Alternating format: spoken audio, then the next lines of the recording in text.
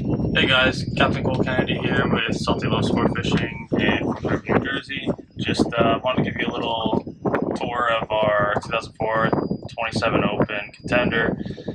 We recently repowered it with twin 2023 Suzuki 300s, and we haven't seen much on the internet and on YouTube going over them. So figured we'd give a little walkthrough and show you what we have on ours. So first we have, obviously, like I said, we had the 2023 Suzuki's repowered, so it's got the new SMG4 gauges. We also did a full rewire on this boat. It has the twin 8600 series Garmin's. We did the Fusion radio with the JL audio. We put 4 speakers in it, 2 in the gunnels, 2 up in the bow. And then it also is equipped with the Garmin VHF radio. Okay, so here we have the leaning post. We just have a small little storage area underneath, nothing too crazy here. We have 4 rocket launchers off the back. Again, then we all have 4 rocket launchers on the T-top. We have outriggers, and then obviously on the top we have our Garmin radio antenna. We have the Garmin MSC10 satellite heading sensor, and then we also have the Garmin radar up on top. So moving towards the transom of the boat, we have a 48-gallon live well. The 27 Open only comes with a single live well, as if you were to jump up to the 31 Open, you would get the dual. But I don't have a problem with having these single live wells, honestly. If you're going out tuna fishing offshore, stuff like that, it's honestly kind of nice. You could fit anywhere from a 50-60 pound yellowfin in here and bleed it out, no problem. Put it in there with ice, make a little brine in there. I find it to be kind of useful for that stuff because here in New Jersey we don't live bait fish too much, so it's kind of nice. Also bleeding out sea bass, stuff like that. It's kind of helpful. So moving on from that, then we have the 2 accesses to our seawater pumps. We have a saltwater pump in the starboard side underneath the Armstrong hatch, and then we also have a freshwater pump that holds, it's a 20 gallon freshwater tank that's underneath the deck. We also hold 110 gallons in our center fuel tank, and we hold 50 gallons in each saddle tank for fuel. You also have the option of getting a reserve tank that's in front of the helm, and that holds approximately another 30 gallons, I believe, if the boat is equipped with that from the factory. But this boat was not. Like I said before, this boat has a Seakeeper in it. It has a Seakeeper 1, and that's in the place of that hatch where the extra reserve fuel tank would go. So moving on from that, we have our 2023 Suzuki's here. We have approximately 22 hours on them so far since the initial break-in, and they've been nothing but great, reliable. Moving towards the transom of the boat, we have 2 in-deck fish boxes.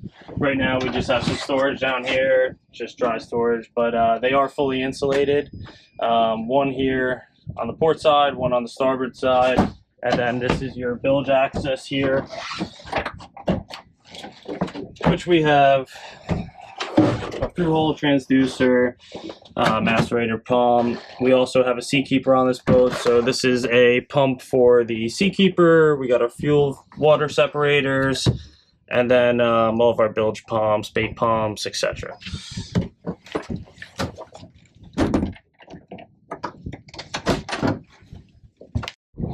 So underneath the gunnels, we just have some storage for some gaffs on the port side, and then on the starboard side, I just like to hold my brushes over here, as well as my saltwater washdown, and then you also have your hookup for your freshwater washdown, which I don't currently have used. And then on the transom here, you can put your bench seat, which would fold out. We have that.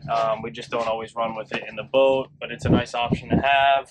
Moving towards the front here, we have the isinglass, like I said before. We have 4 Lee's rod holders in each side. On the boat total, we have 30 rod holders, You know, between the gunnels, the transom mount, the T-top, leaning post, everything in total is 30 rod holders. Super nice for when you're trying to get offshore and bring as much as you can, because you always have that friend that wants to bring 3 rods every time that you go, even though you tell him he's got enough. So once you get up towards the front here, we have our Frigid Rigid, also has a cushion for it, as well as one for the back of the console here. So you do have one seating option here. Like I said, these boats are made mainly for fishing, but when you have that sandbar day in mind, then you can at least get out there. You have some cushions for the family to sit on, have your friends out. We have an 80-pound chocolate lab, and he has no problem getting up here and hanging out with us and being able to get up onto the fish box here. We have a coffin box as well. So here we have our coffin box with a Lenco actuator that I installed in it, just because this thing is super heavy.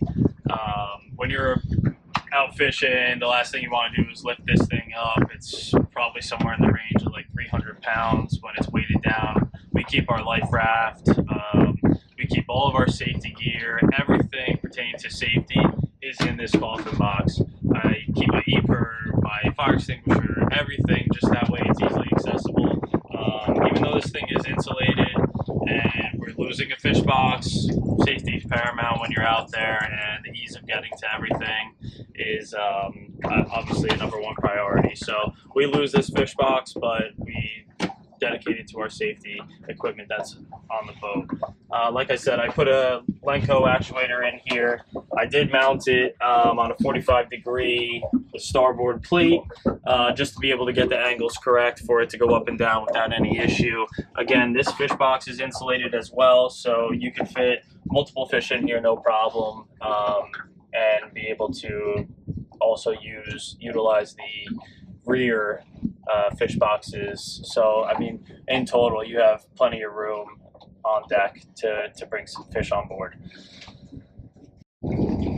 So underneath our Frigid Rigid here, we have the access to our Seakeeper, which again, if you don't have this option of having the fuel tank in here, you could use it as storage. You can do really whatever you want with it. We opted to put a Seakeeper in here. Very nice. Obviously, if you've never been on a boat with one, I suggest going for a sea trial, maybe checking out your local boat show and getting on one. Local to us, we have Ocean Gate Yacht Basin, who install Seakeepers, and they're super helpful. Moving on, we have our index storage. This runs all the way up to the front of the boat, so we like to put all of our offshore gear in here: spreader bars, tackle, cast nets, everything. On each side, we have one on the starboard, one on the port side. Pretty decent storage area. We can even fit clam rakes, gaffs, anything like that. In here, let me move this over just a little bit and I'll show you the head and all of the electronics that are in the boat. So in the console we have a total of 6 batteries. We have 2 dedicated to the Seakeeper, 2 dedicated to the house, and 2 dedicated to the motors. This boat, like I said, was totally rewired, so we have all new electronics in here.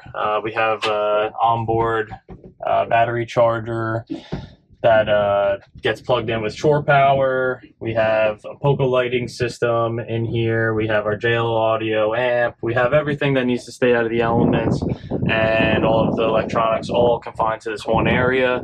As you can see, everything was very neatly done. It was all done by Ocean Gate Yacht Basin here in Ocean Gate, New Jersey. We also have our head. It does not have a holding tank, so if that's something you're concerned with, using the head on the boat, or if the wife wants to use the head while she's out, just know that this boat does not have a holding tank for the head. It does pump directly overboard, and you just have to keep that in mind. Moving towards the bow of the boat, we have our anchor locker. We hold a single anchor up here. It does have decent storage for extra line. I do put a wreck anchor in here when we're wreck fishing. I can hold it in one of the separate compartments. We have flip-up bow lighting.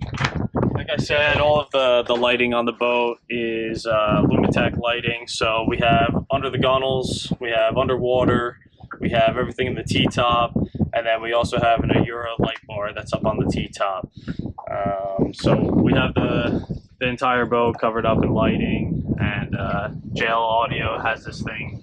Sounded pretty good when we're offshore. You can hear it. I mean, even if we're running, 45 knots, you can hear the speakers crystal clear, super nice to listen to when you're running. So I hope you guys enjoyed that. Did a little bit of a walkthrough of a 2004 again 27 Open Contender, and if you have any questions, please reach out to me. It's Salty Love Sport Fishing here in New Jersey.